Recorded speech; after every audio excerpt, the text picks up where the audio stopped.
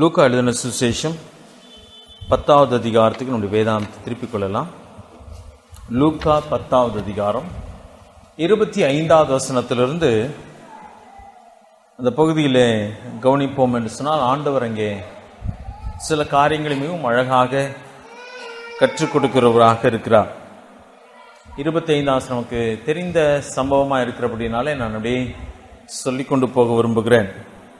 25ஆம் வசனத்தில் ஒரு நியாய சாஸ்திரி அவரை சோதிக்கும்படி இப்படி ஒரு கேள்வி கேட்கிறாராம். வாசிக்கிறேன். 25வது வசனம், லூக்கா 10வது அதிகாரம் 25வது வசனம்.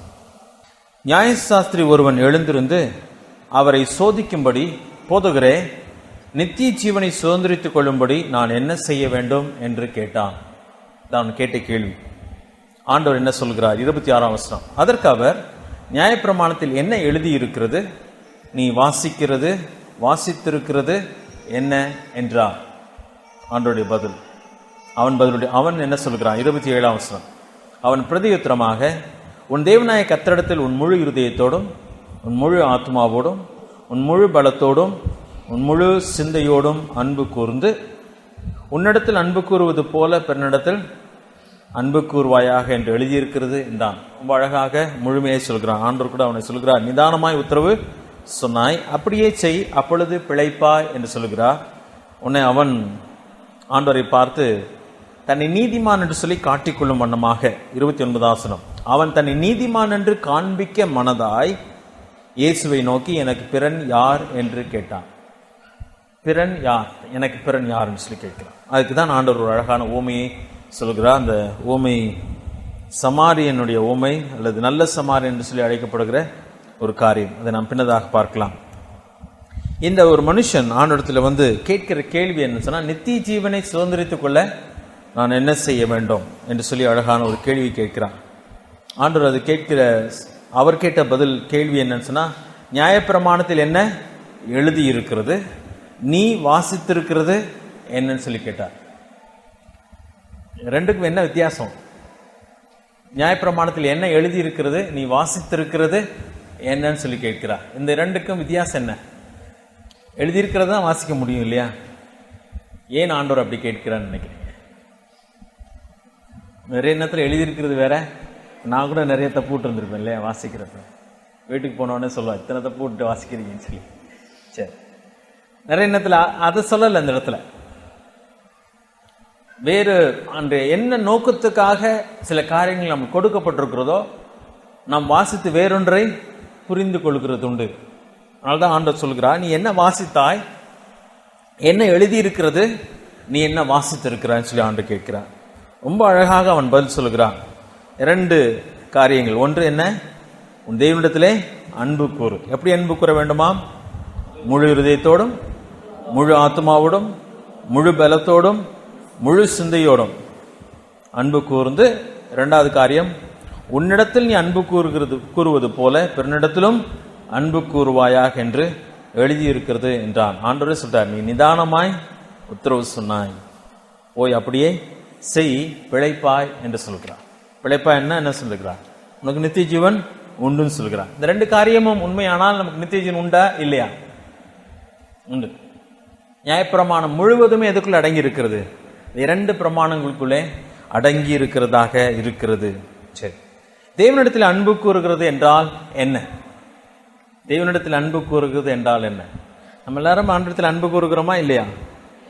மார்க் 10வது அதிகாரத்தில் ஒரு ஐஸ்வர்யமான வாலிபன் ஆண்டவரிடத்தில் கேட்கிறான், நித்திய ஜீவனத்தை நான் சுதந்திரித்துக் கொள்ள என்ன செய்ய வேண்டும்? ஆண்டவர் சொல்கிறார், நியாயப்பிரமாணத்தில் எழுதியிருக்கிறவைகளை நீ கற்பனைகளை கைக்கொள் என்று சொல்கிறான். அவன் சொல்கிறான், நான் சிறுவயது முதற்கொண்டு கை கொண்டு வருகிறேன்னு சொல்கிறான். அப்பொழுது ஆண்டவர் சொல்கிறார், உன்னிடத்தில் ஒரு குறைவு உண்டு. என்ன குறைவாம்? உன்னிடத்தில் உள்ளதை விற்று ஏழைகள் தரித்திரருக்கு கொடுத்து விட்டு நீ என்னை பின்பற்றி வா என்று சொல்கிறார். அவன் துக்கத்தோட போய்விட்டான். காரணம், அவனிடத்தில் நிறைய ஐஸ்வர்யம் இருந்தது. அவன் செய்யாமல் போனது என்ன? தனக்கு உள்ளதை விற்று ஏழைகளுக்கு கொடுக்கவில்லை. அதுவா? அவர் சொன்னதை அவன் செய்யவில்லை. உண்மையே சொல்ல போனா அவன் தேவனிடத்தில் அன்பு கூறவில்லை என்பதை எதன் மூலமாக நிரூபிக்கிறான்? செய்யாததுனாலதான். யோவான் 14வது அதிகாரத்துக்கு வரலாம். யோவான் 14வது அதிகாரத்தில் 23ஆம் வசனத்தில் வாசிப்போம் என்று சொன்னால் ஆண்டவர் மிக அழகாக சொல்கிறார். இயேசு அவனுக்கு பிரதியுத்தரமாக, ஒருவன் என்னில் அன்பாயிருந்தால் அவன் என் வசனத்தை கை கொள்ளுவான் என்று சொல்கிறார். அடுத்த வசனத்துக்கு வரலாமா? 24ஆம் வசனம். என்னில் அன்பாய் இராதவன் என் வசனங்களை கை கொள்ள மாட்டான். ஆண்டவரிடத்தில் அன்பு கூறுகிறது என்றால் என்ன? ரொம்ப விளக்கம் கொடுத்திருக்கு இல்லையா? உன் முழு இதயத்தோடும், முழு ஆத்மாவோடும், முழு பலத்தோடும், முழு சிந்தையோடும் அன்பு கூறுவாயாக என்று சொல்லப்பட்டிருக்குது. அது கூடலாம் அப்படியே விட்டுருவோமே, அப்புறமா பார்ப்போமே. அன்பு கூறுகிறது என்று சொன்னால் அவர் சொல்லுகிறதை செய்கிறது. அவர் சொல்லுகிறதை செய்யும் பொழுது ஒருவன் அன்பு கூறுகிறான் என்ற அர்த்தம். அவர் சொல்வதை ஒருவன் செய்யவில்லை என்று சொன்னால் அவரிடத்திலே அன்பு கூறவில்லை என்பதுதான் அர்த்தம். அது தெளிவாக இருக்கிறது, அது மறைபொருளாக இல்லை. ஒருவன் அவர் சொல்வதை செய்ய வேண்டும் என்று சொன்னால் எதெல்லாம் அவசியம்? முழு இருதயம் வேணும், முழு ஆத்மா வேணும், முழு பலன் அதிலே பயன்படுத்த வேண்டும், முழு சிந்தையும் அதிலே பயன்படுத்தப்பட வேண்டும். இல்லைன்னா அன்பு கூற முடியாது. அவனுடைய முழு சிந்தையெல்லாம் இதில் தான் இருந்துச்சு. முழு பலனும் பணம் சேர்க்கிறதுல இருந்தது, முழு சிந்தையும் ஐஸ்வர்யத்தின் மேலே தான் இருந்தது. அவன் இருதயம் முழுசு எங்கே தான் இருந்துச்சு. அதனால தான் ஆண்டு சொல்லிட்டார், ஐஸ்வர்வான்கள் பரலோக ராஜ்யத்தில் பிரவேசிப்பதை பார்க்கலாம் எது லேசா பிரவேசிச்சிடும், ஒட்டகம் ஊசியின் காதிலே எளிதாக நுழைய முடியும்னு சொல்கிறான். அப்படின்னா யார் பிரவேசிக்க முடியும்னு சொல்லி ஜனங்கள் கேட்கிறாங்க. ஆண்டு சொல்கிறார், மனுஷனால் கூடாத காரியம் தேவனால் கூடும் சொல்கிறான். அப்ப ஆண்டவர் அங்கே எதிர்பார்க்கிற காரியம் என்னன்னு சொன்னா, தேவன் சொல்லுவதை செய்வதுதான் எது? தேவனிடத்திலே அன்பு கூறுவது. இன்றைக்கு நாம் அதை பற்றி பார்க்க போகிறதில்லை, ஆனால் நாம் சோதித்து பார்க்கும்படியா நான் உங்களுக்கு முன்பதாக வைக்கிறேன். ஆண்டவர் நம்மிடத்திலே சொல்லுகிற காரியத்தை நாம் என்ன செய்ய வேண்டும்? செய்ய வேண்டும். நமக்கு அது பிடித்ததோ பிடிக்கலையோ, அறிவு கெட்டினதோ எட்டவில்லையோ, தேவனுடைய வசனம் சொல்லுகிறது என்று சொன்னா அதை சரியாக புரிந்து கொண்டு, அதனால தான் அவன்கிட்ட சொல்லுகிறார், நீ அதுல என்ன எழுதியிருக்குது, நீ என்ன புரிஞ்சிருக்கிறன்னு சொல்லி கேட்கிறான். சரியா? இன்றைக்கு ஆண்டவரிடத்திலே விசுவாசமாக இருக்கிறவர்கள் நவமான பாஷைகளை பேசுவார்கள். வேற என்ன செய்வாங்க? சர்ப்பத்தை கையிலே பிடிப்பார்கள். விஷயத்தை குடித்தாலும் அவங்களுக்கு என்ன செய்யாது? ஒன்றும் செய்யாதுன்னு சொல்லிட்டு அப்படி ஒரு கூட்டம் இருக்குது. பாம்பை கடிக்க வைப்பாங்க, யாரை கடிக்கலையோ அவங்களுக்குள்ளதான் என்ன இருக்குன்னு அர்த்தம்? விசுவாசம் இருக்குன்னு சொல்லி ஒரு கூட்டம் இருக்குது. விஷத்தை குடிக்கிற கூட அது மதியீனமான ஒரு காரியம். அதனால தான் ஆண்டு சொல்கிறார், என்ன எழுதி இருக்குது, நீ என்ன படிச்சிருக்க அப்படி சொல்றார். சரியாக புரிந்து கொள்ள வேண்டும். தேவனுடைய வசனம் உண்மையாகவே எதை சொல்லுகிறது? ஆண்டு சொல்ல, உன் கண் உனக்கு இடரல் உண்டாக்கினா என்ன பண்ணிடாத, பிடுங்கி போட்டுரு. உன் கை உனக்கு இடரல் உண்டாக்கினால் அதை தரித்து போடு. அப்ப ஆண்டவர் சொல்லும்போது அதை தரித்து போட்டு வெட்டி போட்டு உட்கார்ந்துருந்தா பாவம் செய்யாம இருப்பான் ஒருத்தன்? இல்லை, பாவம் கையிலையும் காலிலையும் கிடையாது. என்ன சொல்லுகிறார்? எது உனக்கு இடரல் உண்டாக்குகிறதோ அதை நீ என்ன பண்ணு, விட்டு விடு. அப்ப எது நமக்கு இடரல் உண்டாக்குன்னு சொல்லி நம்முடைய வாழ்க்கையில நாம் சோதித்து பார்க்க வேண்டும். பாவம் அந்த கையில கிடையாது, அது உள்ளே இருக்கிறது. அப்ப அதற்கு செய்ய வேண்டிய காரியத்தை நானும் நீங்களும் செய்ய வேண்டும். அப்ப அது ரொம்ப என்ன வேதம் தெளிவாய் சொல்லுகிறது என்பதை ஒரு மனிதன் தெளிவாய் புரிந்து கொண்டு அதற்கு என்ன பண்ணணும்? முழு இதயத்தோடும், முழு சிந்தையோடும், முழு ஆத்மாவோடும் அதற்கு கீழ்ப்படிய முனைய வேண்டும். அப்படி ஒரு மனுஷன் செய்யும் பொழுதுதான் அவன் யாரிடத்தில் அன்பு கூறுகிறான்? தெய்வனிடத்திலே அன்பு கூறுகிறவனாக இருக்கலாம். அது கஷ்டமான காரியமா இருக்க வேண்டும். நிச்சயமாக லேசான காரியம் சொன்னா எல்லாருமே செய்திருப்பார்கள். லேசான காரியம் சொன்னா முழு இருதயமும் தேவை கிடையாது, முழு ஆத்மாவும் தேவை கிடையாது. அப்ப தெய்வனிடத்தில் அன்பு கூற வேண்டும் என்பது ரொம்ப முக்கியமான ஒரு காரியம். நம்முடைய வாழ்க்கையில் அது எவ்வளவு காணப்படுகிறது என்பதை நாம் இங்கே சோதித்து பார்க்க வேண்டும். சரி, அது அடுத்த காரியத்தில் அவன் சொல்கிறான், உன்னிடத்தில் அன்பு கூறுவது போல பிறனிடத்திலும் அன்பு கூறுவாயாக என்று எழுதியிருக்கிறது என்றான். ஆண்டவர் சொல்கிறான், நீ அதை செய்ய வேண்டியது அப்படியே செய். தேவனிடத்தில் அன்பு கூறு, பிறனிடத்திலும் அன்பு கூறுன்னு சொல்லி உடனடியாக அவன் கேட்கிறான். அவனுக்கு என்ன தெரியுது? தேவனிடத்தில் அன்பு கூறுகிறதுனா என்னன்றது தெரிகிறது. அவங்கள பொறுத்தவரையில் என்னதான் இந்த சடங்காச்சாரங்களை செய்வதெல்லாம் என்னதான் தேவனிடத்திலே அன்பு கூறுன்னு சொல்லி அவங்க நினைச்சிருக்கிறாங்க. அதனாலதான் அந்த ஐஸ்வர்யமான வாலிபன் என்ன சொன்னான்? அதெல்லாம் சின்ன வயசுல இருந்து நான் செய்து கொண்டு வருகிறேன்னு சொல்கிறான். ஒருவேளை இது இவனும் அதுல எனக்கு பிரச்சனை கிடையாது, எனக்கு பிறன் யார் என்று சொல்லி கேட்கிறான். அதற்கு தான் ஆண்டவர் ஒரு அழகான உவமையை கீழே சொல்லுகிறவராக இருக்கிறார். இன்னைக்கு நாம் அதை தான் பார்க்க போகிறோம். ஒருவேளை இது அங்கே நல்ல சமாரியனாக ஒரு மனுஷனை பார்க்கிறோம். அந்த உவமையில அதன் பின்பதாக காயப்பட்ட ஒரு மனிதனை இங்கே பார்க்கிறோம். அவன் யூதனாக இருக்கிறான். அங்கே ஆசாரியன் ஒருவன் வருகிறான், லேவியன் ஒருவன் வருகிறான். அதன் பின்பதாக ஒரு சமாரியனும் அங்கே வருகிறான். சமாரியனை இயேசு கிறிஸ்துக்கு நம்ம படமாக சொல்ல முடியும். ஆனால் இன்றைக்கு நானும் நீங்களும் என்னையும் உங்களையும் அந்த இடத்துல வைக்க போகிறோம். எப்படி இந்த உலகத்திலே நானும் நீங்களும் பிறனிடத்திலே அன்பு கூறுகிற காரியம் என்ன என்பதை நாம் பார்க்கலாம். சரியா? அப்ப ஆண்டவர் அவன் கேட்ட உடனே ஒரு கேள்வியை, ஒரு ஓமை அங்கே சொல்ல ஆரம்பிக்கிறார். 30ஆம் வசனத்தை பாருங்க, வாசிக்கிறேன். நமக்கு நன்றாய் தெரிந்தது, ஆனால் வாசிக்கலாம். இயேசு பிரதியுத்தரமாக, ஒரு மனுஷன் எருசலேமிலிருந்து எரிகோவுக்கு போகையில் கள்ளர் குகையில் அகப்பட்டான். அவர்கள் அவன் வஸ்திரங்களை உரிந்து கொண்டு அவனை காயப்படுத்தி குற்றுயிராக விட்டு போனார்கள். இது ஒரு மனுஷன் நிலைமை. அந்த மனுஷன் எங்கிருந்து எங்கே போகிறான்? எருசலேமிலிருந்து எரிகோவுக்கு போய் கொண்டிருக்கிறான். வழியிலே கள்ளர் கையிலே அகப்படுகிறான். வஸ்திரத்தை கூட விடல, அவனுடைய ஆடையை கூட விடாம எல்லாத்தையும் உரிந்து கொண்டு அவனை காயப்படுத்தி குற்றுயிராய் விட்டு போயிட்டான். சாகக்கூடிய நிலைமையில் அவனை விட்டு போனார்கள். இது இந்த உலகத்தினுடைய ஒரு நிலைமையாக, உலகத்தின் மக்களுடைய நிலைமையாக இருக்கிறது. இன்றைக்கு இப்படிப்பட்ட மனிதர்கள் இந்த பூமியிலே உண்டு. இந்த உலக மனுஷனை என்ன பண்ணுங்கன்னா காயப்படுத்துகிறது. தன்னுடைய லாபத்துக்காக மனிதனை காயப்படுத்துகிறது. அரசாங்கம் எதுக்கு சாராய கடை நடத்துதுன்னு நினைக்கிறீங்க? லாபத்துக்காக தான் நடத்துது. மனுஷன் என்ன பண்ணுது? இந்த சாராயத்தை ஆரம்பிச்சு விட்டது யாரா இருக்கலாம் தெரியல எனக்கு. அது ஆதியிலிருந்தே இருக்குது. அது மனுஷன் அதை இன்னைக்கு போதைப் பொருட்களை விற்று கொண்டிருக்கிறாங்க. போதை ஒரு மனுஷனை எவ்வளவு கொடுமையான ஒரு காரியத்துக்குள்ள நடத்துன்னு சொல்லி தெரியும். அப்ப அதுவும் இன்றைக்கு அப்படிப்பட்ட ஒரு நிலைமை. தனக்கு லாபம் உண்டாகத்தக்கதாக எதையும் இந்த உலகம் செய்யத்தக்கதாக மனுஷனை காயப்படுத்துகிறது. அது பிசாசினுடைய வஞ்சனை.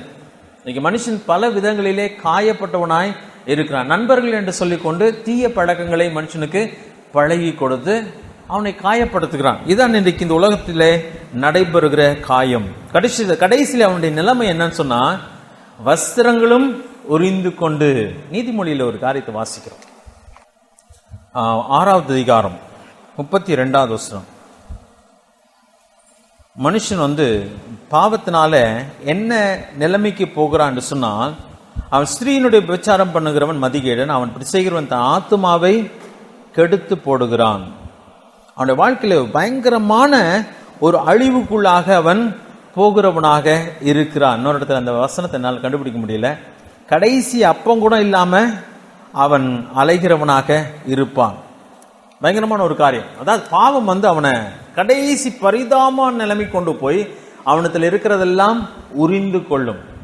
எத்தனை வீட்டில் குடிக்க பழகுறதுனால, போதைப் பொருள்னால, பாவத்தினால சிலர் வீட்டில் இருக்கிற ஜாமான்லாம் கொண்டு போய் வீட்டுக்கு தெரியாமல் விற்று குடிக்கிறதுக்கு போகிறது, விபச்சாரம் பண்ண போகிறது, கேவலமான காரியத்தை போதைப் பொருள் வாங்குறதுக்காக அதில் பழகி போனதுனால கடைசியில் அவங்க எப்படி நிற்கிறாங்கன்னு சொன்னா, உடுத்த கூட ஆடை இல்லாமல் பரிதாபமா நிற்கிறார்கள். நான் புரிந்து கொள்வதற்காக நான் அதை சொல்லுகிறேன். இது இந்த உலகம் மனுஷனுக்கு செய்கிற ஒரு பரிதாபமான நிலைமையாக காணப்படுகிறது. இந்த உலகத்தினுடைய சிஸ்டம் மனுஷனை காயப்படுத்துகிறதாக இருக்கிறது.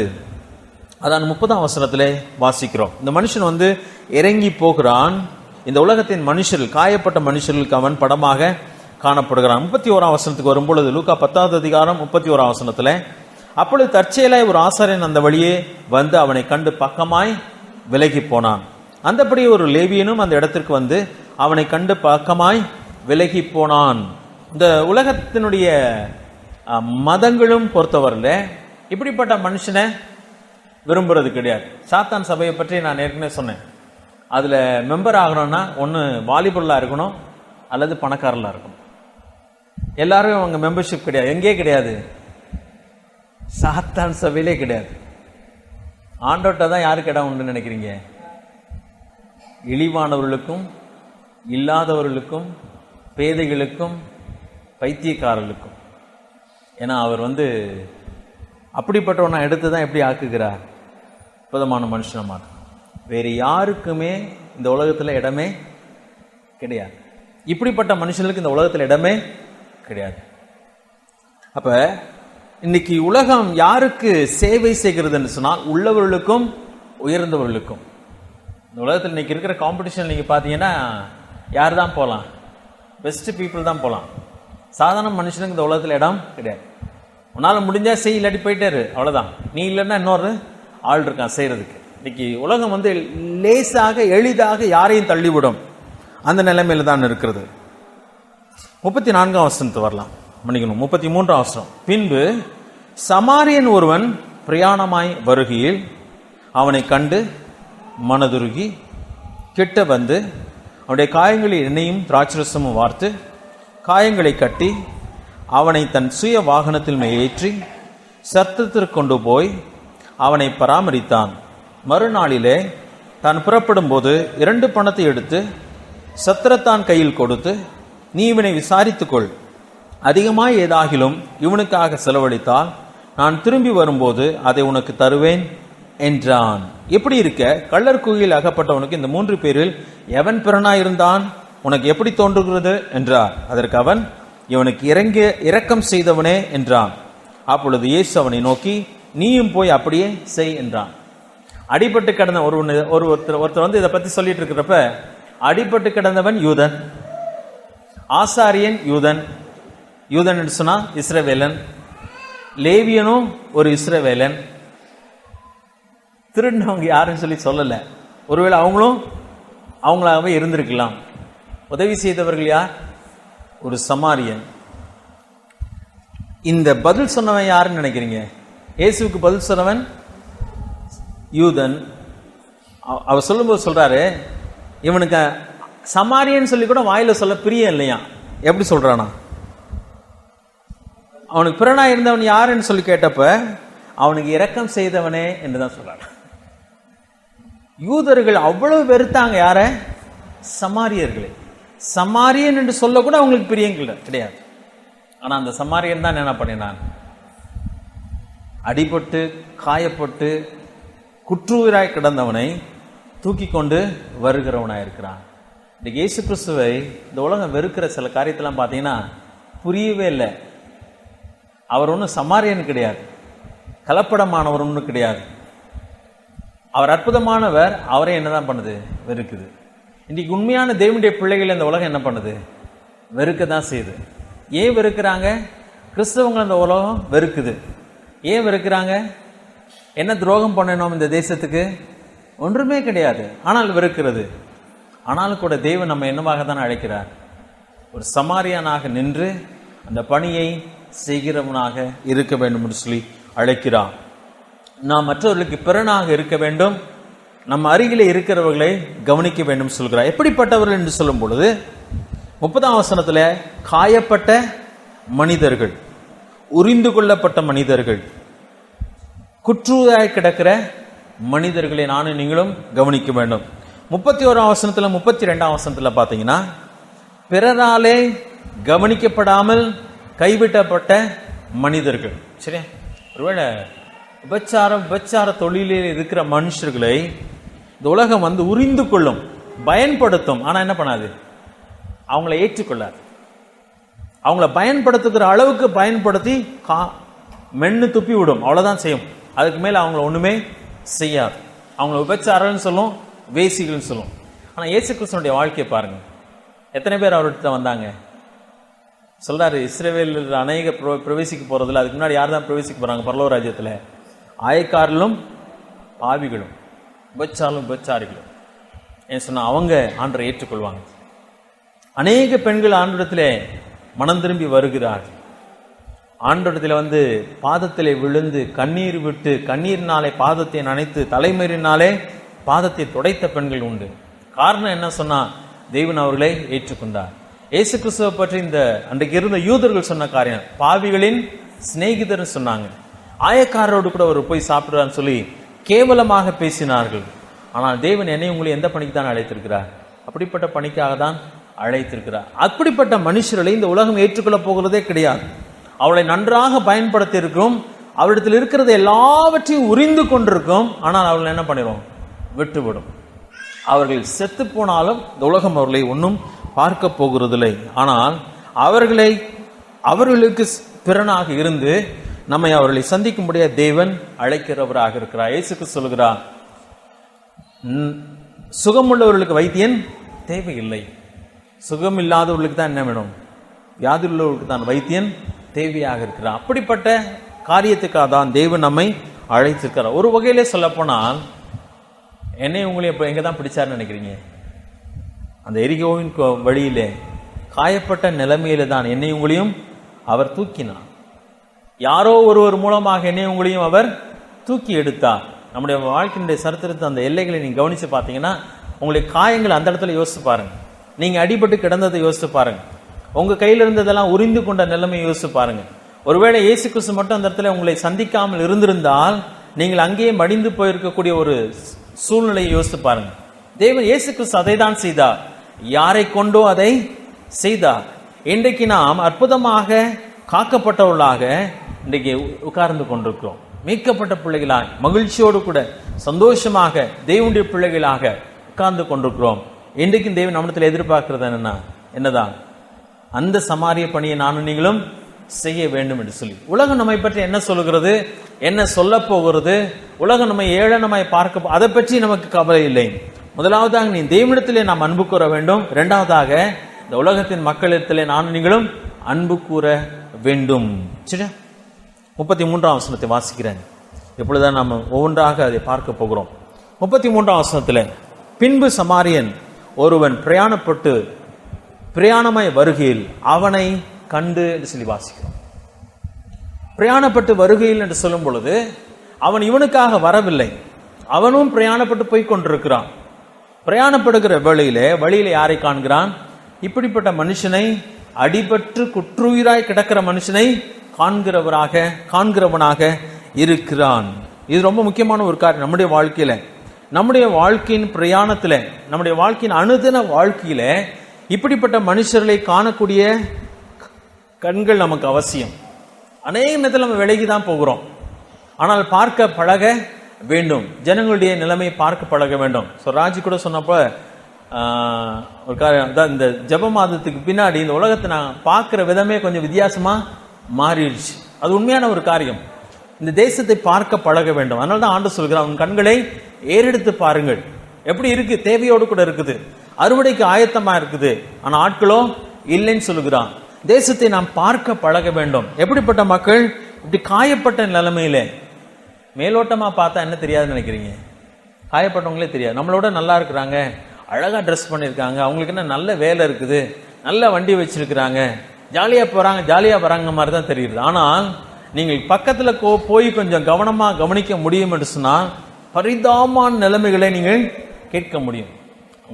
பரிதாபமான நிலைமையில வாழ்ந்து கொண்டிருக்கிற மக்கள் ஏராளம் உண்டு. ஒருவேளை சகோதரி நீங்க வீடுகளுக்கு போனீங்கன்னு சொன்னா அவங்களுடைய உண்மையான நிலைமை ஒருவேளை ஒரு நிமிஷத்துல அவங்க உங்ககிட்ட சொல்ல போறது கிடையாது. ஆனால் பரிதாபமான நிலைமையில மக்கள் வாழ்ந்து கொண்டிருக்கிறாங்க. ஒருவேளை அதை பார்க்கக்கூடிய பலனை யார்கிட்ட கேட்கணும்? ஆண்டவர்கிட்ட கேளுங்க. ஆண்டவரே, இப்படிப்பட்ட மனிதர்கள், வேதனையில் இருக்கிற மனுஷர்கள், உண்மையான தேவையில தாகத்தோடு கூட இருக்கிற மனுஷர்களை பார்க்கக்கூடிய கிருபையை தாருங்க. வழியிலே போகிறான், அவன் அதை காண்கிறவனாக காணப்படுகிறான். இதுதான் நம்முடைய வேலை. ஆண்டவர் தான் சொல்லுகிறார். பிறன் யார் என்று சொன்னால், இன்றைக்கு அநேக நேரத்துல நம்மை போல மனிதர்கள், நம்முடைய நண்பர்கள் எல்லாரோடு கூட பழகுகிறோம். அவர்கள் அல்ல பிறன். இதை பொறுத்தவரை எதுதான் பிறன்? தேவையில் இருக்கிற மக்கள் தான் பிறனாக இருக்கிறார்கள். அதை நாம் பார்க்கத்தக்கதா தேவனிடத்தில் பலன் கேட்க வேண்டும். இரண்டாவதாய் பார்க்கும் பொழுது 33ஆம் வசனத்திலே அவன் மனதுருகிறவனாக இருக்கிறான். மனதுருக்கம் தேவை. ஆண்டவர் திரளான மக்களை பார்த்த பொழுது மனதுருகிறார். மத்தேயு 9ஆம் அதிகாரம் 36ஆம் வசனத்தை பார்க்கும் பொழுது வாசிக்கிறேன் பாருங்க. ஆண்டுடைய இருதயம் நமக்கும் வேண்டியதாக இருக்கிறது. இல்லைன்னா இந்த ஊழியத்தை செய்ய முடியாது. சரி, ஒன்று பார்க்கும் கண்கள் தேவை, இரண்டாவதாக மனதுருக்கம் தேவை. 9ஆம் அதிகாரம் மத்தேயு 9:36. அவர் திரளான ஜனங்களை கண்டபோது நம்ம என்ன பண்ணிருப்போம்னு நினைக்கிறீங்க? எவ்வளவு பேர் வந்துட்டாங்க, ரொம்ப சந்தோஷம் சொல்லியிருக்கலாம். ஆனால் தேவன் அவர்களை பார்க்கிறார். எப்படி பார்க்கிறார்? மெய்ப்பில்லாத ஆடுகளைப் போல தொய்ந்து போனவர்களும் சிதறப்பட்டவர்களுமாய் இருந்தபடியால் அவர்கள் மேல் மனதுருகினார். அப்ப ரெண்டையும் அந்த இடத்துல பார்க்கிறோம். ஒன்று அவர் பார்க்கிற கண்கள், ஒன்று அவங்களை எப்படி பார்த்தார்?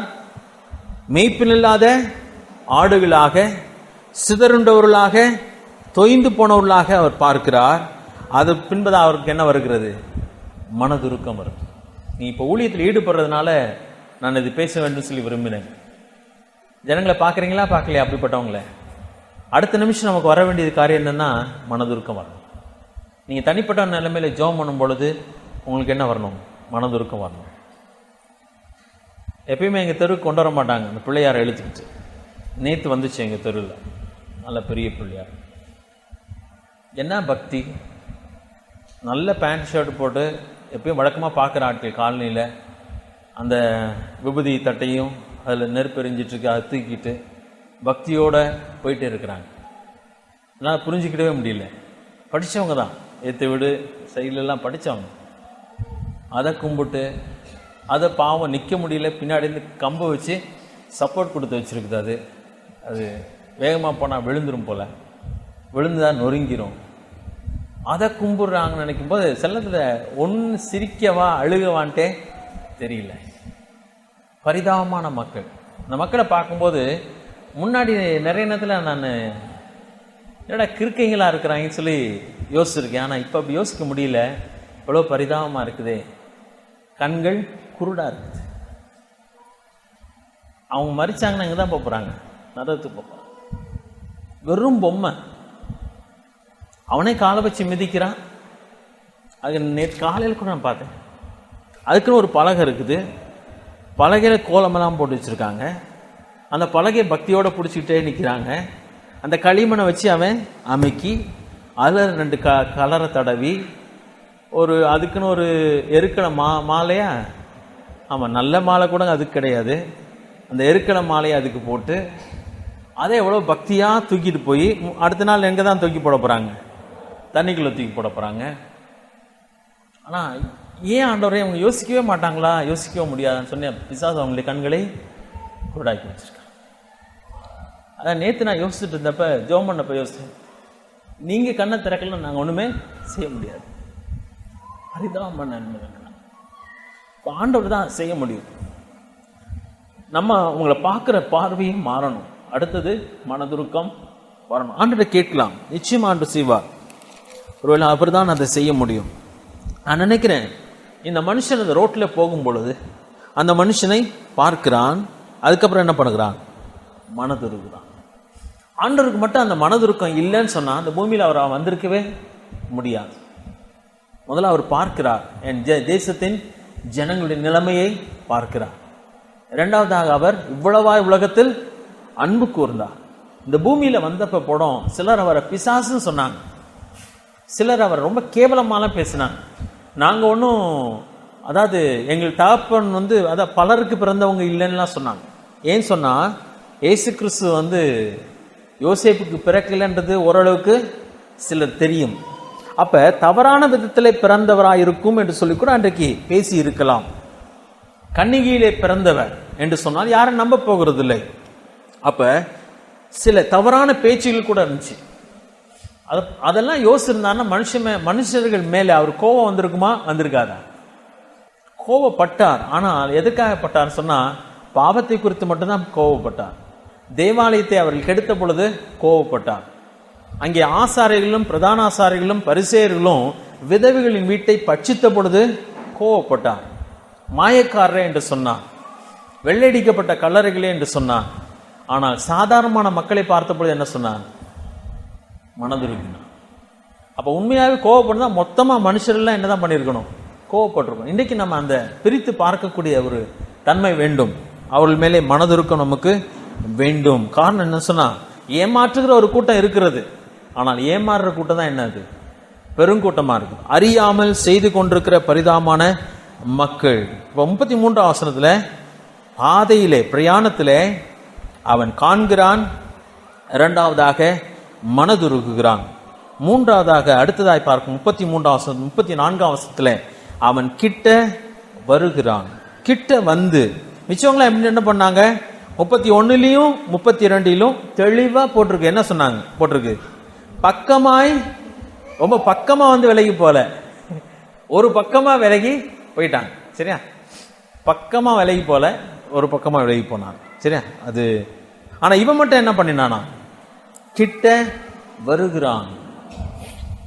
அதுவும் நானும் நீங்களும் தேவனுடைய பணியிலே செய்ய வேண்டிய ஒரு காரியம். அவர்களிடத்திலே போக வேண்டும். ஆனா நேரத்தில் அவங்க நம்மகிட்ட வந்தா நம்ம ஏசாமியை பத்தி சொல்லுவோம்னு சொல்லி நினைக்கிறோம் இல்லையா? அது சாத்தியம் இல்லை. ரொம்ப ரேர் கேஸ் தான் அதெல்லாம். ஆனால் நாம் தான் எங்க போக வேண்டும்? அவரிடத்துல போக வேண்டும். இயேசு கிறிஸ்து நமக்கு மாதிரியா இருக்கிறார். அவர் தான் என்ன பண்ணினார்? நம்மிடத்துல வந்தார். அதோடு கூட நன்மை செய்கிறவராய் சுற்றி திரிகிறவராக இருக்கிறார். எல்லா இடங்களுக்கு போகிறார். அதுக்கப்புறம் சீஷர்களுக்கு கொடுத்த கட்டளை என்ன? போங்கன்னு தான் சொன்னார். போங்க, எல்லா இடங்களுக்கு போங்க, எல்லா ஜாதிகளிடத்திலும் போங்க. போக தான் நம்மை சொல்லுகிறார், போக வேண்டும் என்று சொல்லி. இந்த மனுஷன் அவனிடத்திலே வருகிறான், பக்கத்திலே வருகிறான். அடுத்ததாய் பார்க்கும்பொழுது அவனுடைய காயங்களிலே எண்ணெயும் திராட்சரசும் வார்த்து காயங்களை கட்டுகிறவனாக காணப்படுகிறான். காயங்களை கட்டுகிறான். அங்கே ஓப்பன் ஊண்டு, அப்படியே காயங்கள், காயப்பட்ட நிலைமையில் அவன் கிடக்கிறான். அவன் அங்கே ஒரு முதல் உதவி அங்கே செய்கிறவனாக இருக்கிறான். எண்ணெய் ஊற்றுகிறான், திராட்சரசம் வார்க்கிறான், அதை கட்டுகிறான். இது ஊழியத்திலே நானும் நீங்களும் செய்ய வேண்டிய முதல் காரியம். அதாவது ஒருவேளை நானும் நீங்களும் ஜனங்களிடத்திலே போகும் பொழுது அவங்களுடைய பரிதாபமான நிலைமை என்ன பண்ணுவாங்க? பேச ஆரம்பிப்பாங்க. பேச ஆரம்பிக்கும் பொழுது முதல்ல நம்ம செய்ய வேண்டிய காரியம் என்ன பண்ணணும் தெரியுமா? கவனிங்க, சொல்லட்டும், நல்லா பேசட்டும், நேரம் ஆனா கூட பரவாயில்ல, அவங்க சொல்றதெல்லாம் சொல்லி முடிக்கட்டும். சொல்றதே அவங்க காயத்துல என்ன ஊத்துன மாதிரி இருக்கும்? எண்ணெய் ஊத்துன மாதிரி இருக்கும். அவங்க காயத்துக்கு நீங்க, ஏன்னா அவங்க பிரச்சனை யாருமே கேட்கறது கிடையாது. அவங்களோட நின்று பேசுறது கூட ஆள் கிடையாது. அப்படிப்பட்ட இந்த உலகத்துல நானும் நீங்களும் அவர்களுடைய காயங்களை கட்டுகிறவர்களாக காணப்பட வேண்டும். கிட்ட வருகிறான், காயங்களிலே எண்ணெயும் திராட்சரசமும் வார்த்து காயத்தை கட்டுகிறான், அதை மறைக்கிறான், மூடுகிறான். அந்த காயத்தை வெளியே தெரியாதபடிக்கு, அந்த அசுத்தங்கள் வெளியே தெரியாதபடிக்கு, அது ஆறத்தக்கதாக அதை மூடுகிறவனாக காணப்படுகிறான். இன்னைக்கு இந்த உலகம் எப்படிப்பட்ட உலகம் சொன்னா, காயத்தை அதிகமாக்குகிற உலகம். அதான் அரக்கு இருக்குன முழுக்க இருக்குன்னு ஆக்கிரும். கொஞ்சம் பரிதாபமான நிலைமையில ஆனவனை முழுமையா ஒண்ணும் இல்லாமல் ஆக்கிவிடும். ஆனா நாம என்ன செய்ய வேண்டும்? அதை கட்டி உருவாக்க, அதை சுகப்படுத்த வேண்டும். அதுதான் இந்த மனுஷன் முதலாவதாக செய்கிற ஒரு காரியம். அது நாம் செய்ய வேண்டும். அதுக்கு ஆண்டுகிட்ட பலன் கேட்க வேண்டும். ஒருவேளை நல்ல councillors, the best councillors are best listeners சொல்லுவாங்க. நல்ல கவுன்சிலர்ஸ், நல்ல ஆலோசனைக்காரர்கள் யாருன்னு சொன்னா கவனிக்கிறவங்க தான். ஏசாமியை பத்தி மடன்னு நம்ம கத்துக்கிட்டதெல்லாம் ஒப்பிக்கிறது ஊழியம் கிடையாது. முதல்ல லிசன் பண்ணணும், கேளுங்க, கவனிங்க, அவங்க சொல்றதெல்லாம் சொல்லட்டும். சொல்லும் பொழுது கேட்டுட்டே இருந்துட்டு அதுக்கப்புறம் என்ன பண்ணலாம்? அதுக்கு விடையே நம்ம சொல்லலாம். அதையும் நம்ம ரொம்ப உயர்ந்தவங்க சொல்லிட்டு சொல்லாம அவங்களுடைய நிலைமைக்கு போய் நாம் அது சொல்லணும். நாங்களும் அப்படிதாங்க இருந்தோம், என் நிலைமையும் அப்படிதான் இருந்தது, ஆண்டவர் நம்மளை நேசிக்கிறார் சொல்லி நம்மளும் அவங்க நிலைமைக்கு போய் அதில் நாம் அவர்களை சுகப்படுத்தக்கூடிய உள்ளாக மாற வேண்டும். அவங்கள அந்த இடத்துல காயத்தை கட்டுறது லேசான காரியமா, அருவருப்பா இருக்குமா? சிலருக்கு ரத்தத்தை பார்த்தாலே என்ன பண்ணிடும்? தலை சுத்திரும். அதாவது அடிபட்டவே நல்லா தான் உட்காந்துருப்பான், இந்த அடிபட்டதை பார்த்தவே மயங்கி கீழே விழுகிற ஆட்கள் நம்ம பார்த்துருக்கோம். ஏன்னா நிற்க முடியாது அந்த இடத்துல, கஷ்டமான காரியம். சில வேளையில் அது அருவருப்பா இருக்கலாம், பயமாக இருக்கலாம்.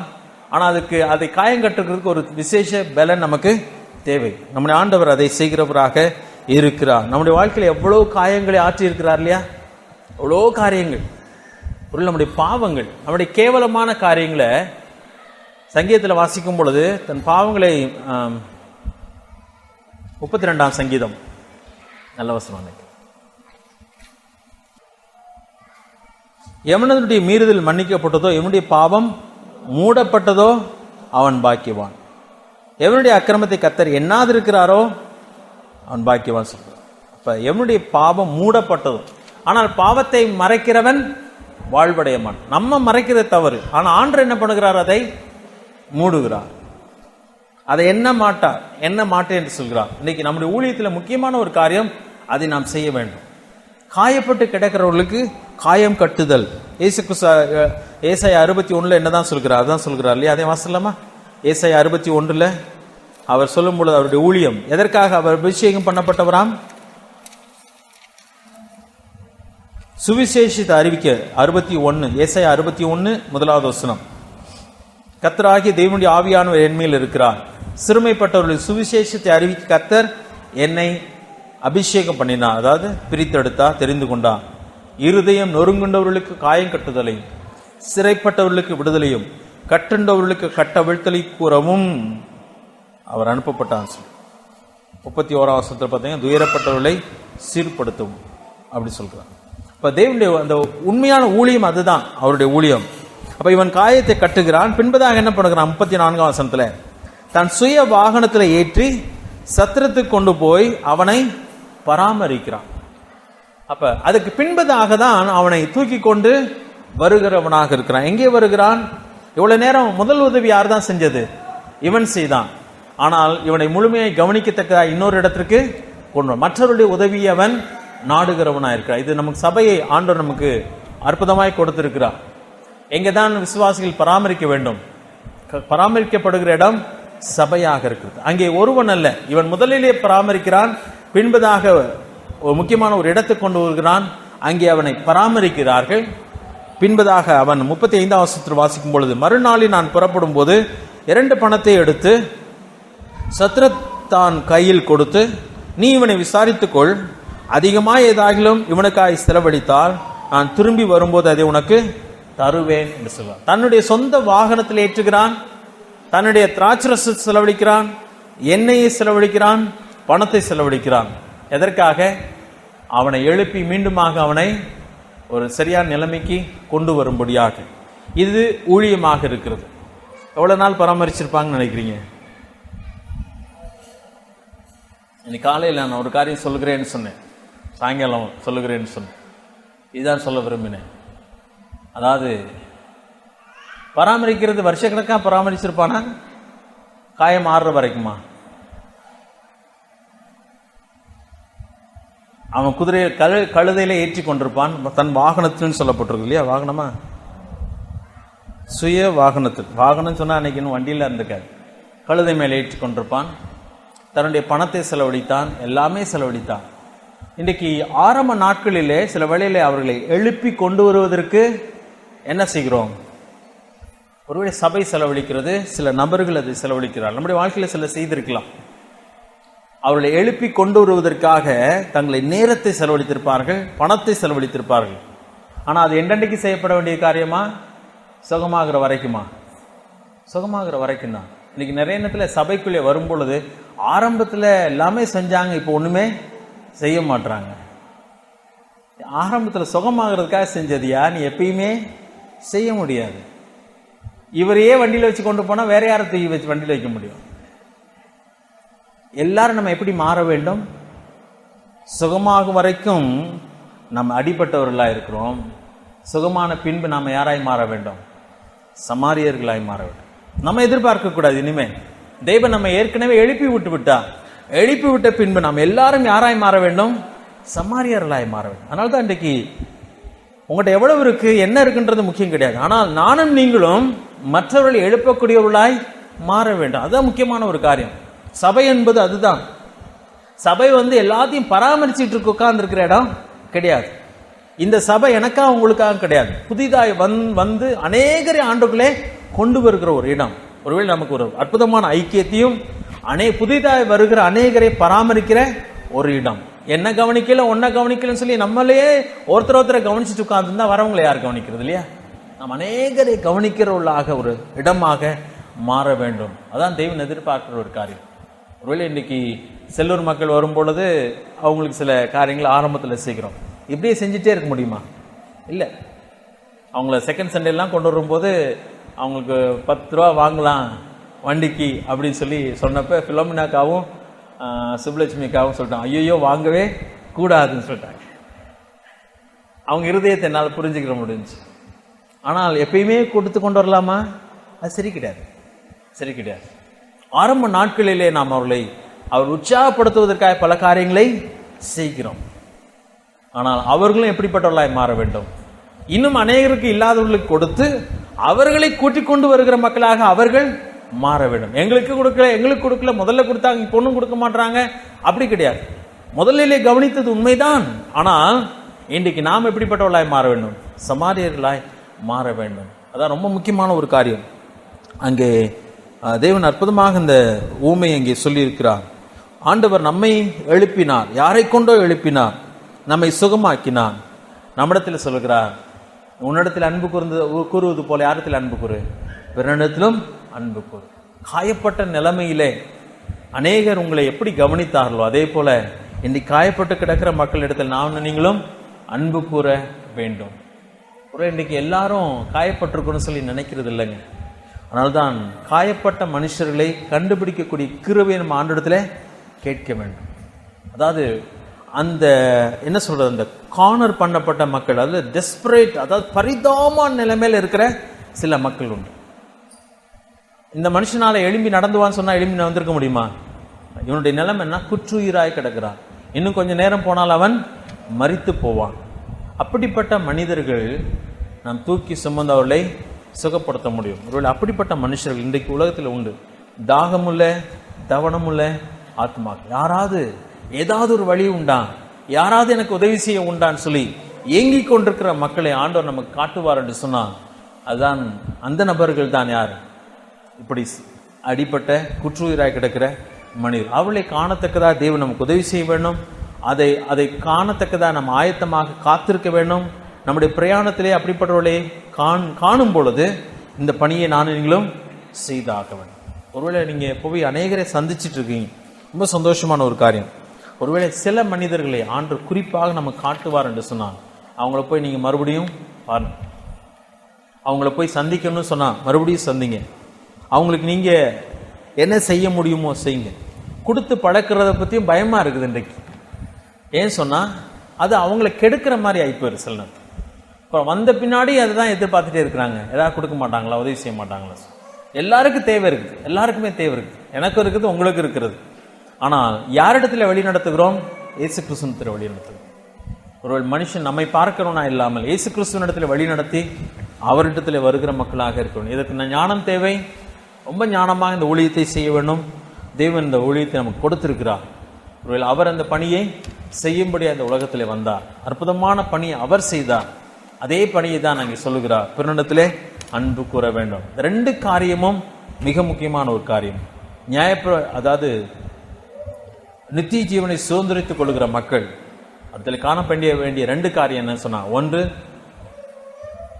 தேவனிடத்திலே அன்பு கூறுதல், இரண்டாவது பிறனிடத்திலே அன்பு கூறுகிற ஒரு காரியம். தேவன் தாம் இந்த வார்த்தைகளை ஆசீர்வதிப்பாராக. ஜெபம் செய்யலாம். எங்களை நேசிக்கிற நல்ல ஆண்டவரே, துதிக்கிறோம், ஸ்தோத்திரிக்கிறோம். இந்த வார்த்தைகளுக்காக நேசித்துக்கிறோம். நீர் எங்களுக்கு அற்புதமான மாதிரியை வைத்து விட்டு போயிருக்கிறீர். அன்றைக்கு நீ சொன்ன உமையே குறிக்கிறதாக இருக்கிறது. நீர்தான் எங்களுக்காக இறங்கி வந்த தேவன். நாங்கள் காயப்பட்டு அடிபட்டு குற்றுயிராய் கிடந்த பொழுது மனுக்குலத்தை மீட்கும்படியாக இந்த உலகத்திலே வந்தீரே. எங்களுக்காக எங்களுடைய காயங்களை கட்டும்படியாக வந்தீரே கர்த்தாவே. அதற்காக நாங்கள் நேசித்துக்கிறோம். உம்மை துதிக்கிறோம், உம்மை ஸ்தோத்திரிக்கிறோம் கர்த்தாவே. இந்த வார்த்தைகள் எங்களுக்கு தொடர்ந்து பிரயோஜனமாக இருக்கட்டும். நாங்கள் அப்படிப்பட்ட மனிதர்களாக எங்கள் காயங்கள் கட்டப்பட்டது போல நாங்கள் அநேகருடைய காயங்களை கட்டுகிற மக்களாக, நாங்கள் ஆற்றப்பட்டது போல அநேகருடைய வேதனைகளை ஆற்றுகிற மக்களாக, அநேகரை நாங்கள் பராமரித்து உம்முடைய பிள்ளைகளாய் மாற்றத்தக்கதாக எங்கள் கிருபை தாரும். பிசாசின் இந்த வஞ்சனையிலே சிக்கி அழிந்து கொண்டிருக்கிற மக்கள் குறித்துதான பார்வையும் மனதுருக்கத்தையும் எங்களுக்கு தாரும். அதற்காக எங்களுக்குரியதை நாங்கள் செலவு செய்ய ஆயத்தமாக இருக்க கிருபை தாரும். உங்களுடைய நாமத்தை மகிமைப்படுத்தும், ஆசீர்வதியும். இயேசு கிறிஸ்துவின் நாமத்தில் கேட்கும் நல்ல பிதாவே, ஆமென்.